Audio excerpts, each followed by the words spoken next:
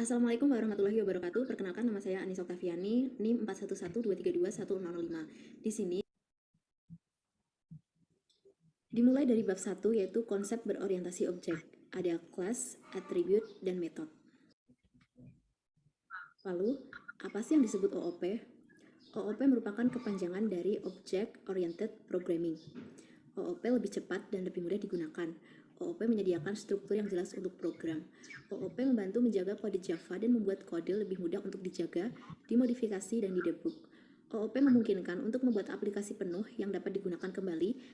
Jadi, OOP merupakan pemrograman yang berorientasikan kepada objek, di mana semua data dan fungsi dibungkus dalam kelas-kelas atau objek. Lalu, apa sih bedanya kelas dan objek? Jadi, kelas adalah konsep dan deskripsi dari sesuatu. Kelas mendeklarasikan metode yang dapat digunakan atau dipanggil oleh objek. Contohnya, fruit. Sedangkan objek itu adalah instance dari kelas, bentuk independen dan dapat digunakan untuk memanggil metode. Contohnya, kelasnya tadi buah. Kemudian contohnya ada apple, banana. Yang pertama ada attribute. Attribute adalah variabel atau member global yang dimiliki sebuah kelas. Contohnya adalah topi, baju, tas punggung, tangan, kaki, mata, dan masih banyak lagi. Yang kedua ada behavior atau method. Method adalah sebuah kelas hampir sama dengan fungsi atau prosedur pada pemrograman prosedural. Contohnya, cara kiri, cara memanjat. Lanjut ke bab 2, yaitu package. Dengan kata sederhana, package adalah cara untuk mengelompokkan kelas. Saat mengembangkan aplikasi di Java, ada banyak ratusan kelas dapat ditulis. Oleh karena itu, mengkategorikan kelas-kelas ini dapat mempermudah pencarian kembali. Package di Java dalam direktori file. Package dibagi menjadi dua kategori. Yang pertama, built-in package atau paket dari Java API, dan yang kedua, package yang ditentukan oleh pengguna. Built-in package. Java API adalah library of pre-written class yang bebas digunakan dan ada di dalam Java Development Environment. Library tersebut berisi komponen untuk mengelola input, pemrograman basis data, dan lain-lain. Daftar lengkapnya dapat ditemukan di situs Oracles. Library dibagi menjadi package dan class. Artinya, kita dapat mengimpor satu class bersama dengan metode dan atributnya, atau seluruh package yang berisi semua class. Untuk menggunakan package, tambah perintah import sebelum nama package di awal kode program, seperti import Java Util Scanner. Kode di atas akan mengimport scanner class yang ada di package Java Util. Lebih jauh tentang cara penggunaan perintah import akan kita bahas saat lagi.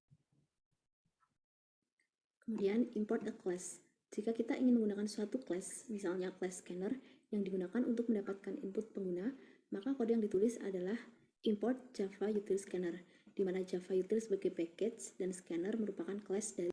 Sebagai contoh, perintah package Anissa Oktaviani di baris 1 berarti semua kode yang ada di file ini berada di dalam package Anissa Oktaviani. Di baris 2 adalah perintah proses import class package. Dengan perintah ini, sepanjang class package kita bisa mengakses class scanner. Di baris ke-6, class scanner diinstansi ke dalam objek myObject untuk selanjutnya mengakses metode system_in.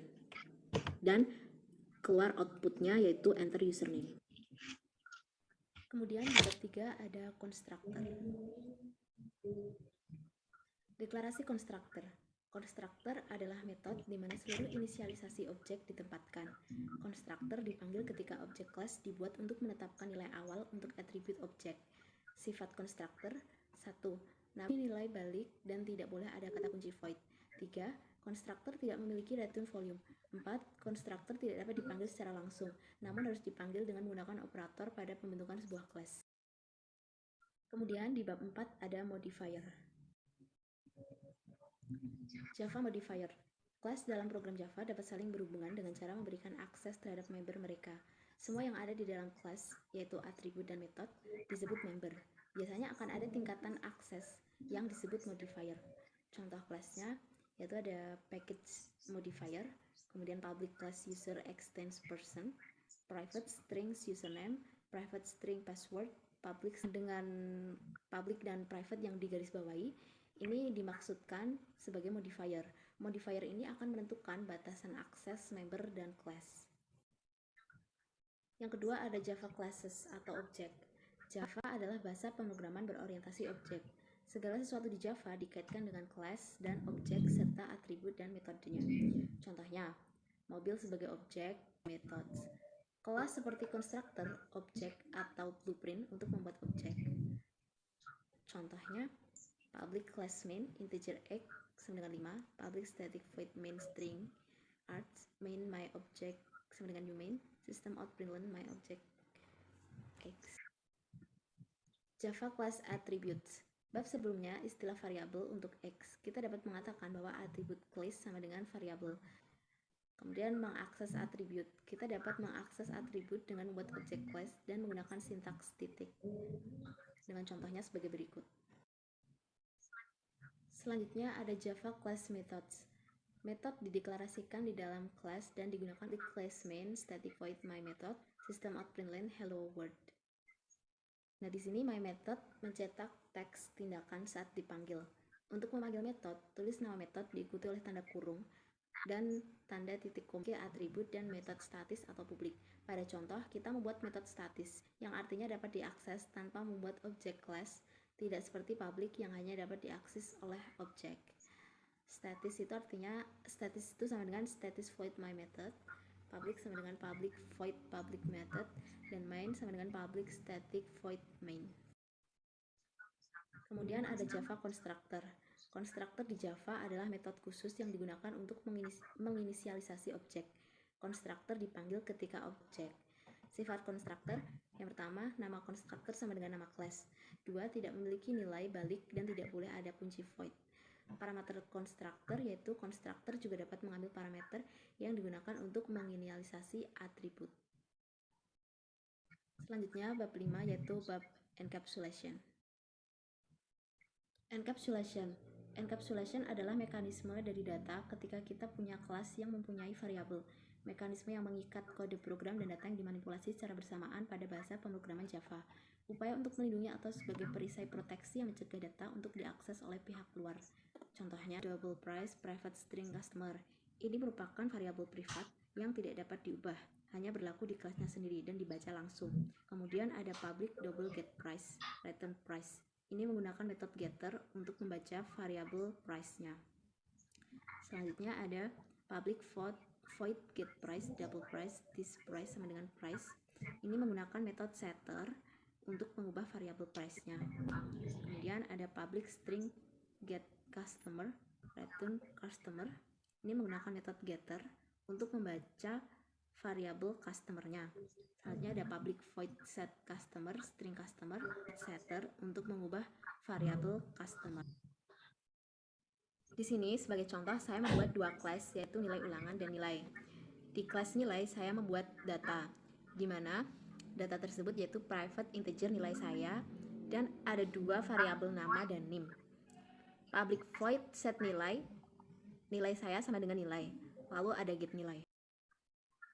Kemudian di sini namanya Anissa Octaviani dengan NIM 4112321005 dengan set nilai 90 dan akan dicetak. Dan outputnya yaitu nama sama dengan Anissa Octaviani, NIM sama dengan 4112321005, nilai sama dengan 90. Bab 6 ada inheritance. Inheritance atau pewarisan adalah proses di mana sebuah kelas atau subclass mendapatkan metode dari file dari kelas lainnya, yaitu superclass. Contohnya, public class my calculation extend pewarisan dari calculation. Kita akan mendapatkan semua metode dari variabel yang ada di calculation. Padahal di my calculation tidak ada, tetapi di superclass ada. Superclass mirip dengan this. Bedanya karena this di subclass dan super di sub.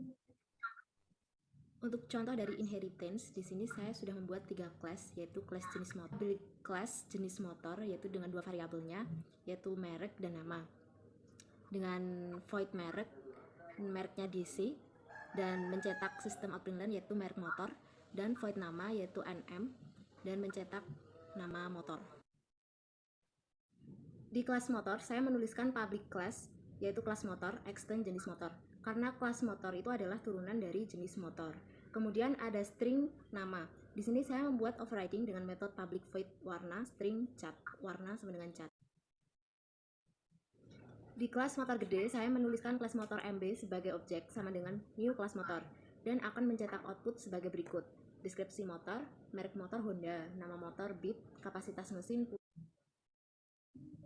Kemudian di bab kelima ada polymorphism atau polimorfisme. Polymorphism atau polimorfisme adalah kemampuan untuk mengubah sifat menurut objek yang dijadikan acuan. Singkatnya, sebuah objek dapat menjadi apapun berdasarkan referensi kelas yang diwariskan. Langsung saja, saya sudah membuat contohnya, yaitu di sini saya sudah membuat 5 kelas di mana ada main class, bangun datar, lingkaran, persegi, dan segitiga. Di kelas main class, saya membuat sistem outprintlen, luas persegi, keliling persegi, luas segitiga, luas lingkaran, dan keliling lingkaran. Di sini saya sudah memberi nama package yaitu polymorphism dengan kelas bangun datar yang sudah saya isi dengan data. Di dalam kelas tersebut, saya sudah memberi metode float luas dengan return nilai 0 dan float keliling dengan return nilai 0. Kemudian ada kelas lingkaran yang mewarisi bangun datar. Di dalam kelas tersebut, kali R dan keliling 2PR. Kemudian di kelas persegi, saya memberi float luas dan float keliling dengan luas sisi kali sisi dan keliling sisi kali 4. Di kelas segitiga, saya memberi float luas dengan luas alas kali tinggi. Kemudian di main class, saya memasukkan semua data, di mana persegi dengan sisi 4, segitiga dengan alas 6, dan didapat hasil outputnya yaitu menghitung luas bangun datar, menghitung keliling bangun datar, luas persegi sama dengan 16, keliling persegi sama dengan 16, luas lingkaran sama dengan 18, maksud saya luas segitiga sama dengan 18, luas lingkaran 7.853,9814, dan keliling lingkaran 314,1597. Bab ke-8 ada abstraction. Abstract class adalah kelas yang mempunyai setidaknya satu abstract method. Abstract method adalah metode yang tidak memiliki body, hanya deklarasi metode. Abstract class tidak bisa dibuat objeknya. Objek hanya bisa dibuat dari non-abstract. Suatu abstract class haruslah diturunkan di mana pada subclass tersebut berisi implementasi dari abstract method yang ada di superclassnya. Contohnya terlampir seperti berikut. Di sini saya sudah membuat dua kelas abstrak, yaitu kelas komponen dan kelas membuat kue. Bisa kita lihat di dalam abstrak kelas, kita harus menambahkan abstrak sebelum kelas. Nah, di kelas komponen membuat kue merupakan kelas utama yang mempunyai metode main. Nantinya metode-metode kelas komponen abstrak akan diturunkan di kelas membuat kue. Di sini saya menuliskan abstrak void bahan-bahan, abstrak void peralatan, dan abstrak void proses pembuatan. Kemudian kita bisa lihat ada public class membuat kue extend komponen. Extend di sini adalah untuk menurunkan atau mewariskan daripada kelas komponen. Di sini ada membuat kue-kue sama dengan new membuat kue. Nah, kue di sini adalah kita bisa lihat di sini ada void bahan-bahan yaitu dengan metode string bahan 1 tepung terigu, string bahan 2 gula, string bahan 3 telur.